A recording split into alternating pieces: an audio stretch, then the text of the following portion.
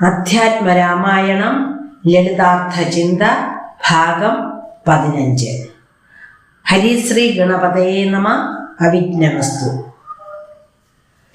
ശ്രീ പരമേശ്വരൻ പാർവതീദേവിക്ക് ഉപദേശിച്ചു കൊടുത്ത ഈ രാമമാഹാത്മ്യം പവിത്രവും അത്യന്തം രഹസ്യവുമാണ്.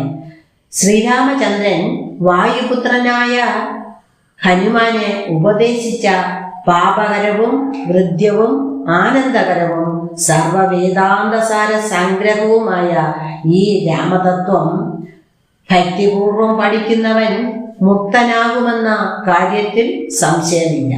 ഈ തത്വം മനസ്സിലാക്കിയവന്റെ ബ്രഹ്മഹത്യാദി പാപങ്ങളും മുജ്ജന്മ ദുരിതങ്ങളുമെല്ലാം നശിക്കുമെന്ന് ശ്രീരാമൻ ഹനുമാനോട് പറഞ്ഞു. ജാതി നിമിത്തം നിന്ദിക്കപ്പെട്ടവൻ, മറ്റുള്ളവരുടെ സ്ത്രീകളെയും ധനത്തെയും അപഹരിച്ചവൻ, അമ്മയെ കൊന്നവൻ, അച്ഛനെ കൊന്നവൻ, ബ്രാഹ്മണനെ കൊന്നവൻ, യോഗികളെ ഉപദ്രവിച്ചവൻ, സ്വർണം മോഷ്ടിച്ചവൻ, ദുഷ്ടൻ, ലോകരാൽ നിന്ദിക്കപ്പെട്ടവൻ തുടങ്ങിയ പാപികളെല്ലാം രാമനാമ ജപം കൊണ്ട് ദേവന്മാർക്ക് പോലും പൂജ്യരായിത്തീരും. മാത്രമല്ല യോഗീന്ദ്രന്മാർക്ക് പോലും പ്രാപിക്കാൻ പ്രയാസമുള്ള വിഷ്ണുലോകത്തിൽ എത്തിച്ചേരുകയും ചെയ്യും.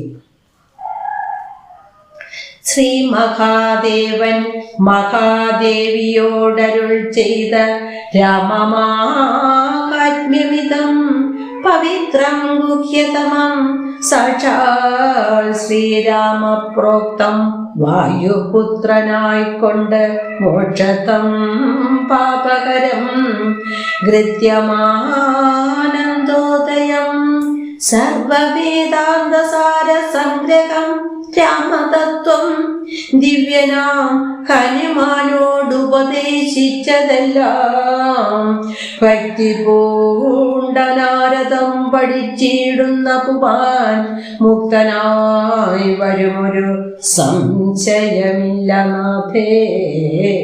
ബ്രഹ്മഹത്യാദി ദുരിതങ്ങളും ബഹുവിധം ജന്മങ്ങൾ തോറും ആർജിച്ചുള്ളവയെന്നാകിലും ഒക്കവേ നശിച്ചുവോം എന്നരുൾ ചെയ്തു രാമൻ.